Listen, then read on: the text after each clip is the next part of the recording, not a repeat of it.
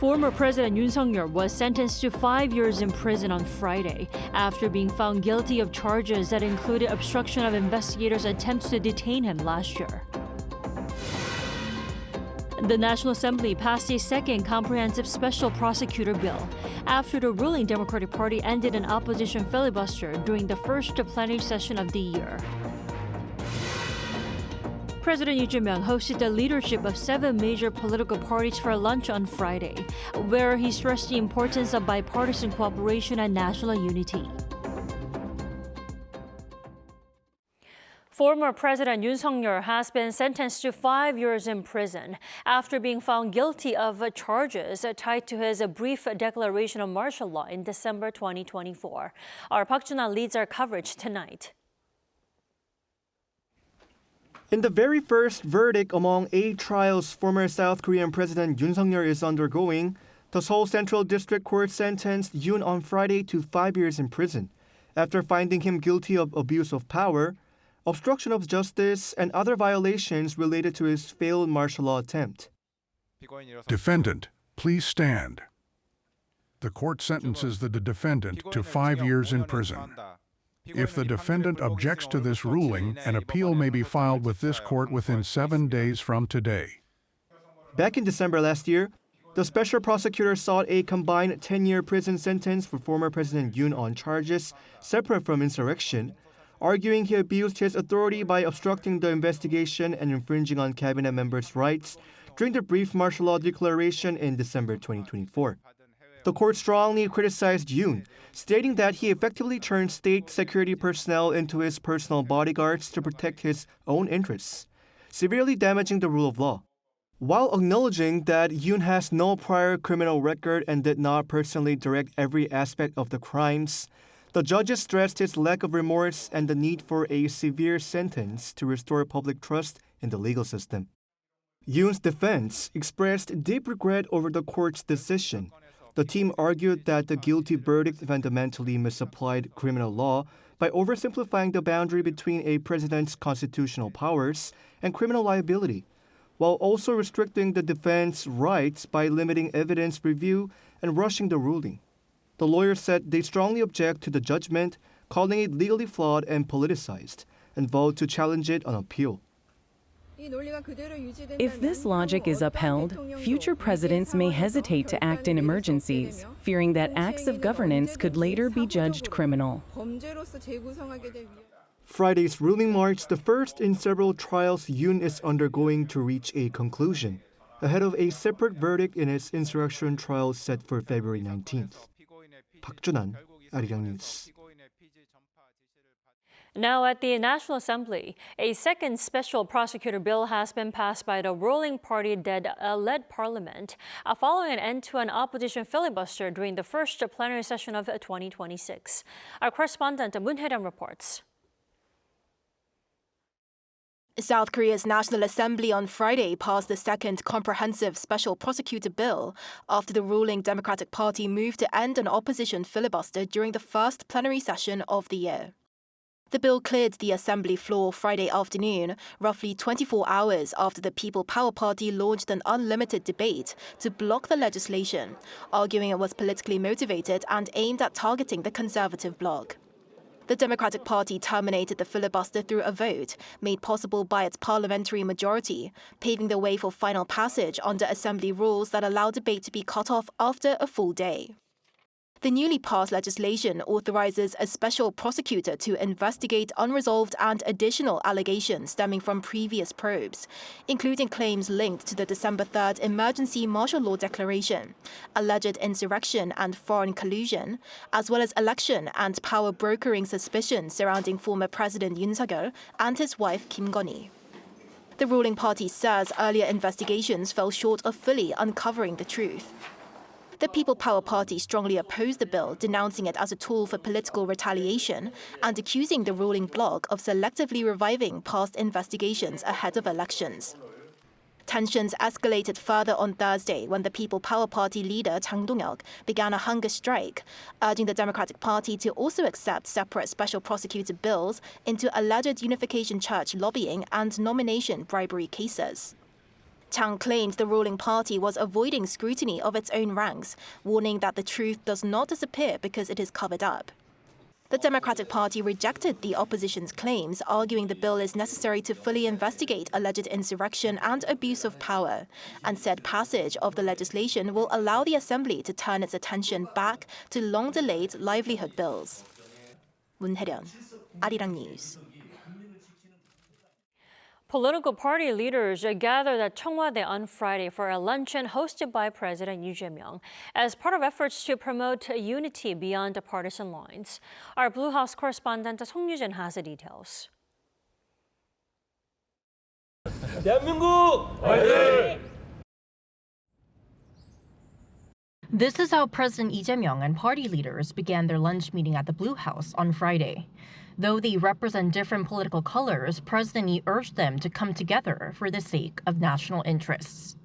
국가적 이익이나 아니면 우리 국민 전체의 대외적인 위상이나 이런 것들을 고려하면 대외적 관계에서는 가급적 함께 힘을 모아 가야 되겠다. The president invited the leadership of 7 major parliamentary parties, including the ruling Democratic Party and the main opposition People Power Party. However, the PPP did not attend, calling the meeting held just a day after the National Assembly tabled a DP-led bill to appoint a second special counsel to further investigate allegations involving former President Yoon and former First Lady Kim Geon-hee inappropriate. The opposition bloc, including the PPP and the Reform Party, launched a filibuster on Thursday, with PPP lawmaker Chang Dong-hyuk even beginning a hunger strike.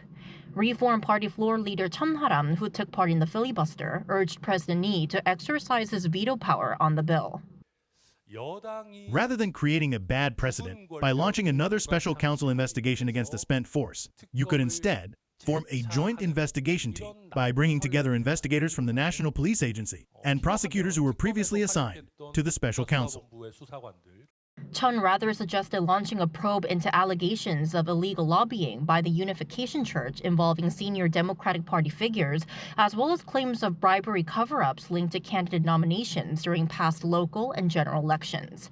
As heated as the debate over the special counsel has become, there were sharply divided views. The PPP, which sided with insurrection, is still going strong. So this is not about punishing a spent force.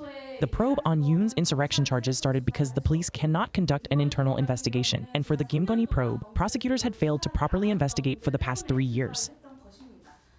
However, during the closed-door session, the Blue House says the party leaders agreed on bipartisan cooperation to address pending issues, including the massive data breach at e-commerce giant Coupang. With the People Power Party absent today and calling for a separate one-on-one meeting between its leader and President Lee, how the president will bring the main opposition on board remains an open question. Song Yujin, Arirang News.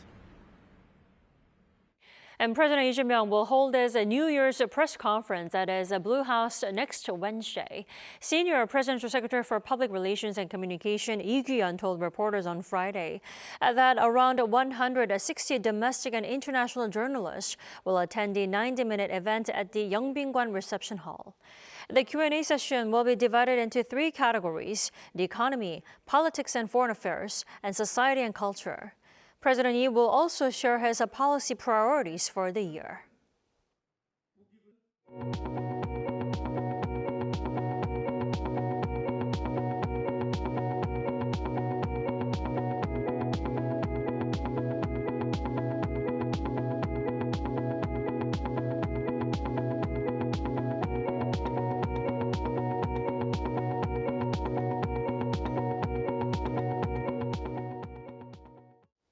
The benchmark KOSPI closed at yet another fresh high today, soaring past the 4,800 mark.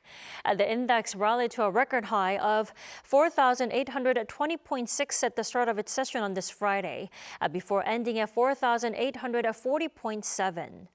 This marks the 11th straight day of gains, the longest run since 2019. Leading this latest rally were retail investors, responding to the strong momentum on Wall Street amid record earnings by TSMC on AI chip demand. Likewise, shares of Samsung Electronics on the local bourse hit 1,049,500 Korean won at one point during trade today. That's the highest ever. The South Korean economy remains on a recovery track, according to the latest assessment by government officials. Our Kim Jun-hong has the latest. South Korea's economy is showing signs of recovery, with the government's assessment unchanged for a third straight month. The view was laid out in the monthly economic assessment report released by the Ministry of Economy and Finance on Friday. There's a trend of economic recovery due to strong domestic demand and exports, particularly semiconductors. Industrial output rose 0.9% in November, led by gains in manufacturing and services. Manufacturing increased by 0.6%, driven by strength in semiconductors and electronic components, while services rose 0.7%, offsetting weakness in wholesale and retail trade. Consumer spending has yet to show a clear recovery, with retail sales falling 3.3% month-on-month in November. Consumer sentiment fell 2.5% from the previous month, but remained above the neutral level. Consumer prices rose 2.3% year-on-year, with inflation easing slightly as food price gains steadied, while oil prices climbed 6.1%.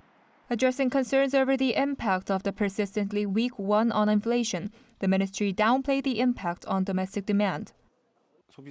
Inflation is broadly in line with the 2% target, with core prices stable, and higher import costs have not yet posed a meaningful drag on domestic demand.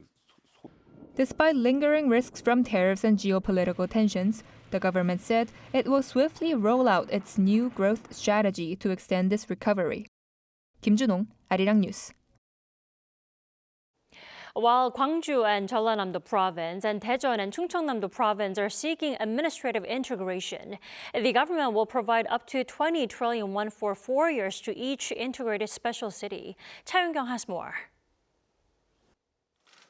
The government revealed plans on Friday to support integrated special cities formed through administrative mergers. Prime Minister Kim Min-seok announced during a press briefing at the government complex in Seoul a plan to provide assistance to cities and provinces that merge as part of the Lee Jae-myung administration's push for regional development. The government will provide up to 5 trillion won, approximately $340 million a year for up to 4 years to each integrated special city, aiming to ease the over-concentration of resources and people in the Seoul metropolitan area and promote more balanced national growth. A task force dedicated to financially supporting the integrations held its first official meeting, also on Friday, to devise detailed measures while consulting closely with the National Assembly. Prime Minister Kim said, merging local governments will be provided with clear incentives, autonomy, and accountability with the same administrative status as the capital city of Seoul.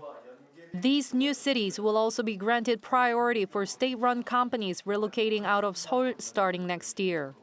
Businesses that set up operations in newly merged regions will receive subsidies or tax benefits as part of efforts to turn them into the best city for businesses and startups.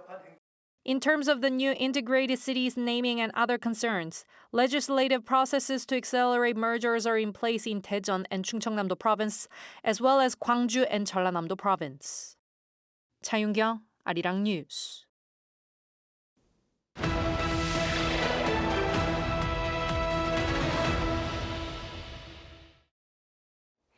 2026 marks the 30th anniversary of Korea's membership in the Organization for Economic Cooperation and Development. Upon this milestone, our foreign affairs correspondent Oh Soo-young sat down with the Secretary General in Paris to highlight Korea's membership, how it's evolved over the decades, and the challenges ahead.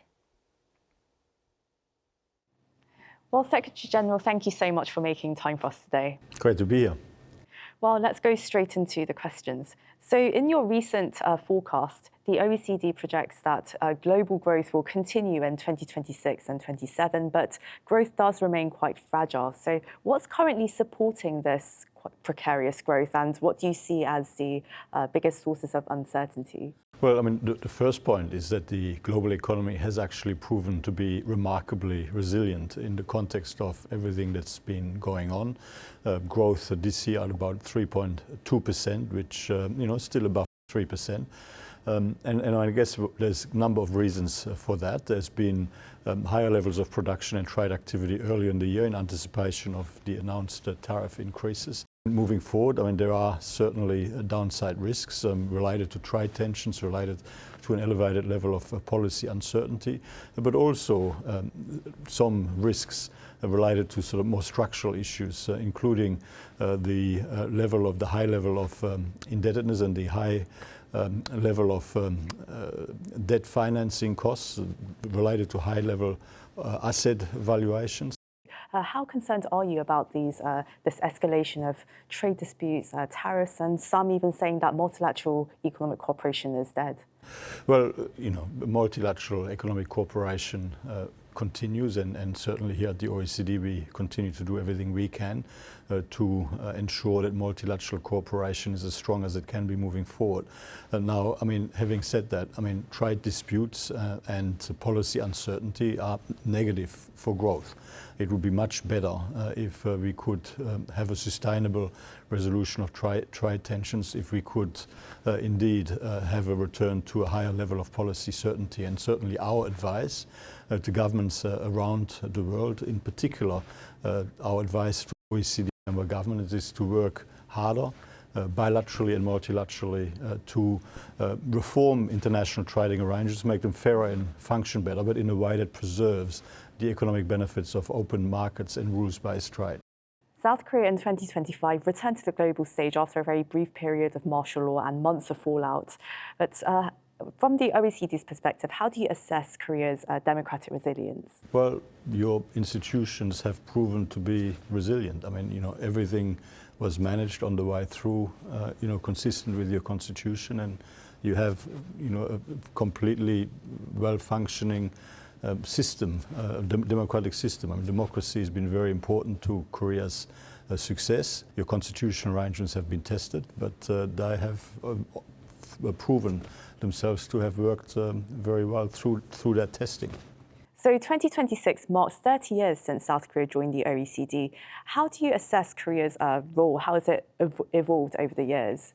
Well, Korea's transformation has been absolutely extraordinary. Like, Korea is now an economic powerhouse. I mean, from a developing economy into the 12th largest economy in the world, a highly successful export-oriented manufacturing powerhouse, and Korea continues to innovate and continues to focus on its international competitiveness. And the fact that Korea has been open and has exposed itself to global competition, Korea's commitment to align with international best practice through the OECD has really been a key driver of its economic success, helping to secure significant increases in incomes and living standards for the people of Korea. But so, I mean, I think that Korea's story over the last 30 years should be inspiration for many other countries that want to achieve the same success. And I know that in Southeast Asia, countries like Indonesia and Thailand are looking very closely at Korea's example and experience. And that is in large part a reason why they're now part of the accession process with the OECD as well. Thank you very much, Secretary General, and Happy New Year. Thank you.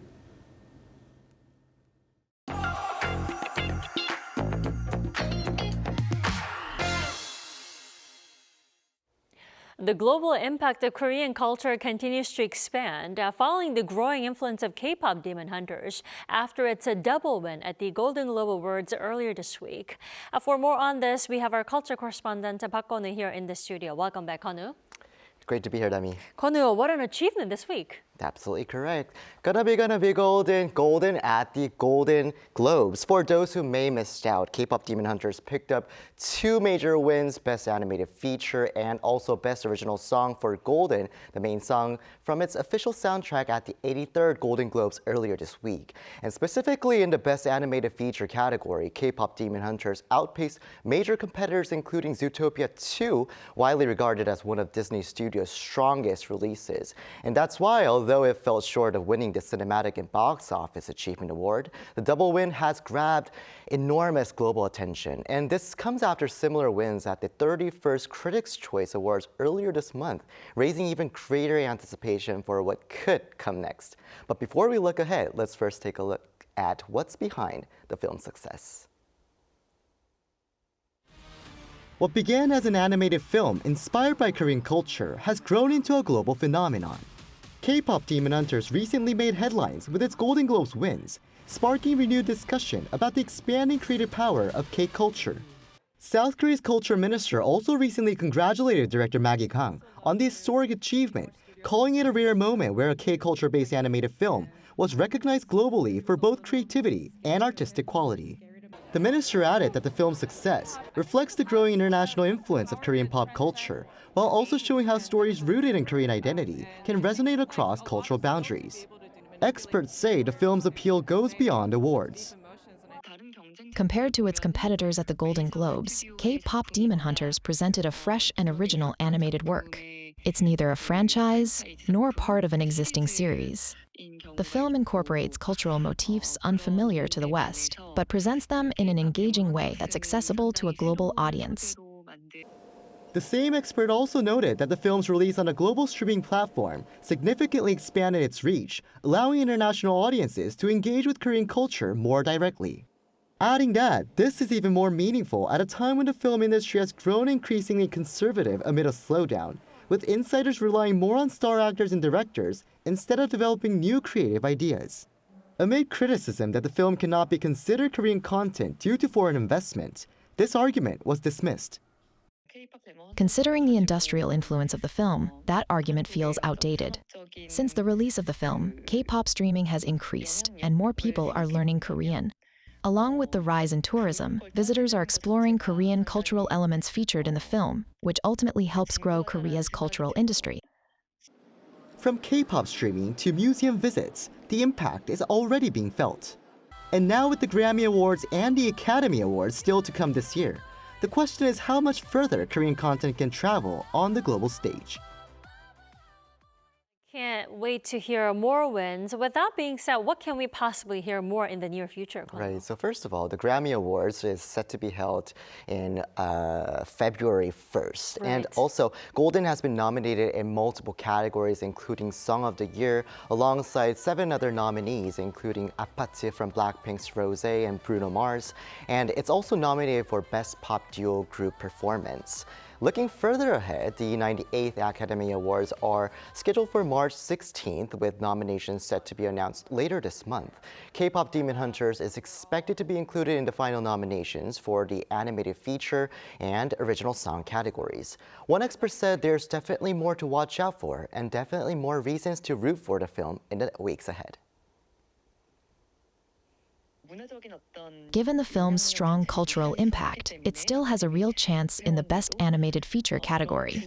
And its chances are even higher for Best Original Song, as the music became popular enough for everyone to sing along. Well, as you mentioned in your coverage, with the Korean film industry facing a slowdown, are there signs of support to help more films in the future? There definitely is. It's glad news. So the Culture Ministry said on Wednesday that it will support the film industry with its expanded budget, acknowledging that both movie production and audience numbers have sharply declined. And he also noted a surge in applications for mid-budget film projects, calling it a positive sign for the industry. The ministry is also planning to expand its Culture Day program, which currently allows people to watch movies at half price every last Wednesday of the month, to every Wednesday from this April. An official said the program has been showing positive results. In 2024, theater audiences rose nearly 30% compared to a decade ago when it was first implemented, while ticket sales rose nearly 15%. And a detailed report on the economic effects of Culture Day will be released in February. And alongside that, the Korean Film Council is also reviewing the introduction of a subscription-based movie pass, citing France's model, which allows viewers to watch unlimited films for a monthly fee of just €20. I see. Kanu, thank you for the wrap-up. You have a great weekend. Thank you. And BTS coming back as a full group for the first time in 3 years and 9 months, says its coming album is called Arirang. The group announced this on Friday and said their 5th studio album will be released on March 20th with 14 songs on it. Big Hit Music stated the album focuses on the group's Korean identity and the universal emotion of longing. Now, following the release, BTS will launch a record-breaking world tour starting April 9th in Goyang.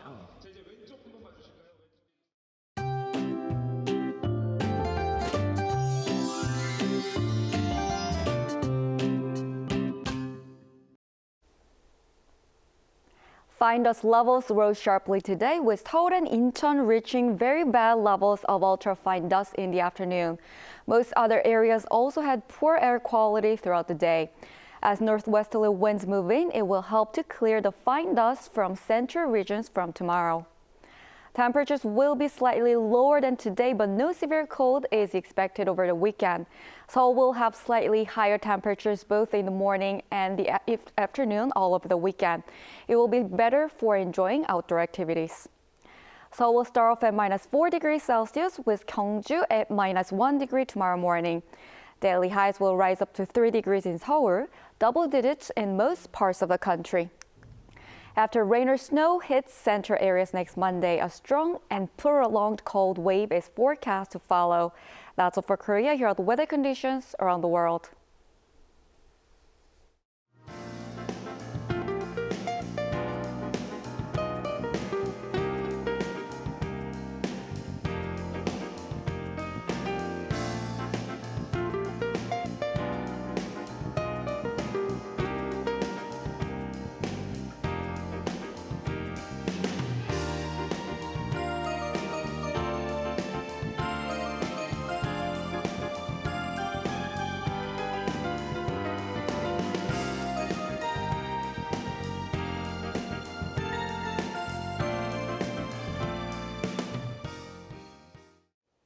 That's all we have for tonight. I'm Kim Dami. From all of us here at Arirang, thanks for watching and good night.